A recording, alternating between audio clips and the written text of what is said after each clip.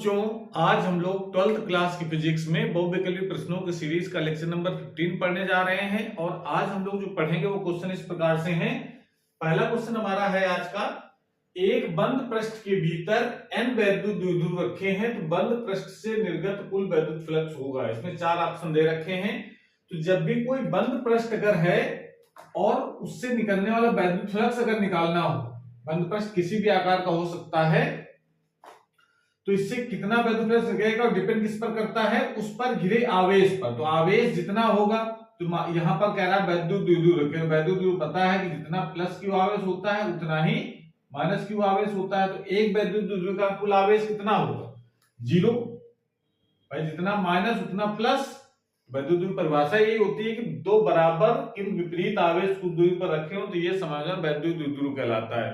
तो उनका कुल आवेश कितना होगा? 0 के बराबर। तो अगर 1 रखा है तो भी कुल आवेश 0 है, 2 रखे तब भी कुल आवेश 0 आएगा, 3 रखे होंगे तब भी कुल आवेश 0 आएगा। इसका मतलब है कि अगर वैद्युत द्विध्रुव रखा है उसको अगर घेर दिया जाए तो उसके अंदर कुल जो आवेश होगा वो किसके बराबर होगा? 0। तो गॉस प्रमेय कहती है कि बंद पृष्ठ से गुजरने वाला वैद्युत फ्लक्स उस पृष्ठ द्वारा घिरे आवेश का 1/ε गुना होता है। तो इसका मतलब जो आवेश ही 0 है तो वैद्युत फ्लक्स का मान भी 0 हो जाएगा। समझ में आई? इसका मतलब है कि अगर किसी भी बंद पृष्ठ के अंदर नियम नहीं 10, 20, 50, 1, 2 कुछ भी रखे हो, कुल वैद्युत जो फ्लक्स होता है उस पृष्ठ से गुजरने वाला उसका मान हमेशा 0 आता है। ठीक है, अगला क्वेश्चन हमारा दे रखा है, खगोलीय दूरदर्शी की आवर्धन क्षमता 10 तथा नेत्रिका की फोकस दूरी 20 सेंटीमीटर है। दृश्यक की फोकस दूरी कितनी होगी? तो दूरदर्शी की बात कर रहा है। तो दूरदर्शी की जो आवर्धन क्षमता होती है वो कितनी होती है? इसका फॉर्मूला आपको पता होना चाहिए। आवर्धन क्षमता m = होता है FO/FE। FO है दर्शक की फोकस दूरी, FE है नेत्रिका की फोकस दूरी। इसमें आपको वैल्यू रख देनी है। m का मान आवर्धन क्षमता कितनी है? 10। FO या दर्शक की फोकस दूरी निकालना है और FE फोकस दूरी नेत्रिका की दे रखी है 20 सेंटीमीटर। तो FO का मान किसके बराबर हो जाएगा? 200 सेंटीमीटर। तो अब दृश्य फोकस दूरी कितनी हो जाएगी? 200 सेंटीमीटर। इस प्रकार से इसका ऑप्शन नंबर सेकंड सही हो जाएगा। ठीक है, अगला क्वेश्चन हमारा है, फोटॉन का संवेग बताना है कितना होगा। इनमें से 4 ऑप्शन दे रखे हैं। तो फोटॉन का संवेग निकालने के लिए आपको फोटॉन का गतिक द्रव्यमान अगर याद है, विराम द्रव्यमान तो फोटॉन का 0 होता है, तो गतिक द्रव्यमान कितना होगा? तो इसके लिए आपको देखो, संवेग का सूत्र तो सब लोग जानते हैं। संवेग = होता है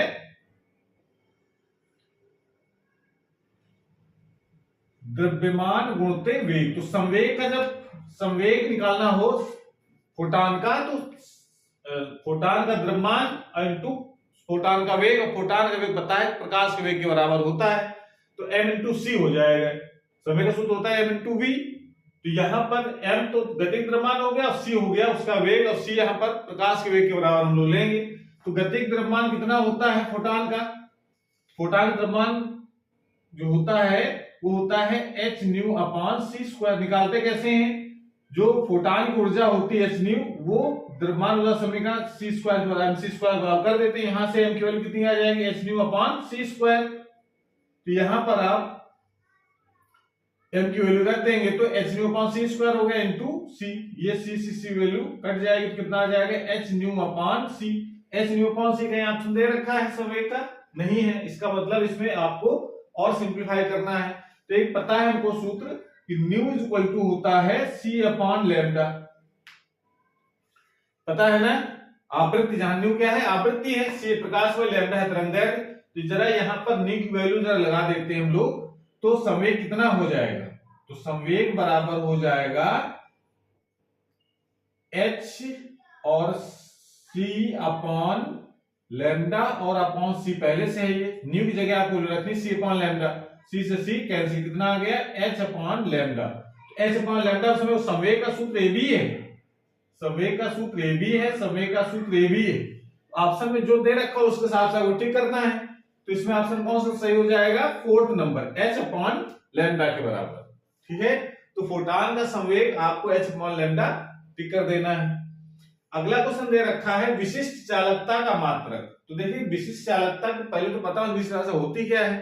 तो विशिष्ट चालकता का मतलब होता है विशिष्ट प्रतिरोध का जो व्युत्क्रम होता है, विशिष्ट प्रतिरोध का जो व्युत्क्रम होता है उसको हम विशिष्ट चालकता कहते हैं। तो विशिष्ट प्रतिरोध का व्युत्क्रम जो होगा वही उसका मात्रक भी हो जाएगा। विशिष्ट प्रतिरोध का मात्रक का जो व्युत्क्रम होगा वही इसका मात्रक हो जाएगा। तो विशिष्ट प्रतिरोध का मात्रक क्या होता है? ओमीटर। विशिष्ट प्रतिरोध का मात्रक क्या होता है? ओमीटर।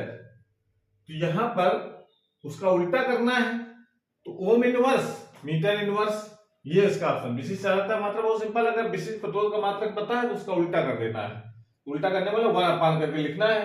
तो जब ओम मीटर होता है विशिष्ट प्रतिरोध का, तो विशिष्ट चालकता मात्रक क्या हो जाएगा? Ohm inverse metre inverse. ये तो बहुत सिंपल सा क्वेश्चन था। ये जो अगला क्वेश्चन है इसको जरा समझना है हम लोगों को। अगला क्वेश्चन जो दे रखा है,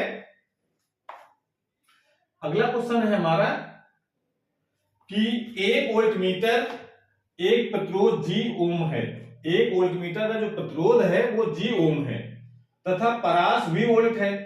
इसकी परास एनवी वोल्ट तक बढ़ाना, यहां बिगड़ गया ये, एनवी वोल्ट तक बढ़ाने के लिए इसके साथ प्रयुक्त श्रेणी क्रम प्रतिरोध का मान बताना है कितना होगा।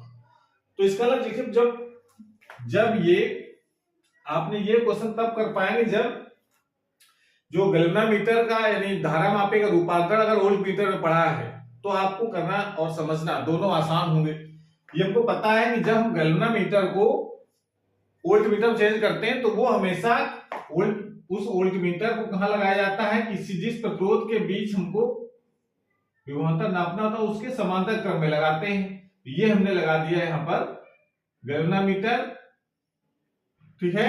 और जिसको हम लोग यहाँ पर वोल्ट मीटर कह रहे हैं, भाई वोल्ट मीटर कन्वर्ट करना है तो इसका मतलब इसकी रेंज कितनी है पहले क्वेश्चन के हिसाब से, ये V वोल्ट का है विभवांतर, ये कितना पड़ रहा है V, यहाँ धारा कितनी जा रही है IG वाले, टोटल धारा यहाँ से जो चलेगी उसका कुछ पार्ट इधर जाएगा कुछ इधर निकल जाएगा। तो इधर इसका मतलब ये भुजा और ये भुजा दोनों किस क्रम में होंगे? समांतर क्रम में। तो इसका मतलब V का जो मान होगा वो IG इंटू जी का, जी क्या है यहाँ पर? वो जो वोल्ट मीटर लगा उसका प्रतिरोध है।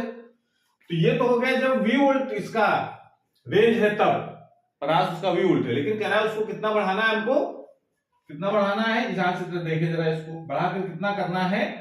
NV वोल्ट, यानी V वोल्ट का N गुना कर देना है। तो इसका मतलब ये रेंज आपको कितनी रखनी है? NV। अब इसका मतलब है कि आपको इसके श्रेणी क्रम में जो वोल्ट मीटर लगा उसका प्रतिरोध तो G है, इसके श्रेणी क्रम में कितना लगाया जाए तो श्रेणी क्रम में आप इसका प्रतिरोध लगा देंगे। इधर जो धारा जा रही है उसका कुछ हिस्सा इस तरफ जाएगा, उसको हम क्या लिख देते हैं? IG। तो इस भुजा पर जो जितना विभवांतर होगा वो इस प्रतिरोध के लगे विभवांतर के बराबर हो जाएगा। तो इसका मतलब ये रेंज आपकी NV है। तो इसका मतलब आप सिंपली यहां क्या लिखेंगे, इसको आपको इस तरीके से दिखाना है कि NV का जो मान होगा वो किस बराबर होगा? इस भुजा पर लगे कुल विभवांतर के बराबर। तो कुल विभवांतर श्रेणी क्रम में होता है तो G के सिरों के बीच विभवांतर प्लस ये जो प्रतिरोध लगाया उसके सिरों के बीच कितना विभवांतर है ये आपको निकालना है। तो इसका आप क्या लिख सकते हैं यहाँ पर? IG into G plus IG into R, ये करना पड़ेगा भाई। वोल्ट मीटर के सिरों के बीच कितना विभवांतर प्लस प्रतिरोध के सिरों कितना विभवांतर, ये R कितना लगाना है इसकी वैल्यू निकाल के तो यहाँ पे लिख सकते हैं NV और यहाँ पर IG कॉमन ले लीजिए तो क्या बचेगा? G plus R। और ये हम अभी जब परास उसकी जो V थी तो यहाँ पर IG का मान कितना हो जाएगा? V अपॉन G के बराबर। अभी हमने जब सिंगल एक चित्र बनाया था कि जब यहाँ पे इसका जो गैल्वेनोमीटर है उसके सिरों के बीच अगर विभवांतर अगर यहाँ V लगाया जाए और इसमें धारा कितनी जा रही हो IG, तो यहाँ पर इसका जो सिरों के बीच कितना विभवांतर आएगा वो V equal to IG into G के बराबर होगा। तो यहाँ से IG की वैल्यू कितनी आ जाएगी? V upon G। तो यहाँ से वैल्यू आप रख देंगे और यहाँ पर आ जाएगा G प्लस R, ये तो रहेगा ही। यहाँ से V कैंसिल हो जाएगा तो NG इक्वल टू आ जाएगा G प्लस R, या R इक्वल टू क्या लिख सकते हैं हम लोग? R इक्वल टू लिखा जा सकता है, इसको धर ले जाकर G कॉमन ले लीजिए तो बचेगा N माइनस G ब्रैकेट में N माइनस 1। तो R कितना हो गया? G N minus 1। तो यहाँ पर ऑप्शन नंबर फर्स्ट सही हो जाएगा। तो इस प्रकार से इस क्वेश्चन कर सकते हैं। तो आज क्लास में समाप्त करते हैं, अगली क्लास में लोग नए वीडियो के साथ आएंगे। तब तक पढ़ाई करते रहिए। All the very best.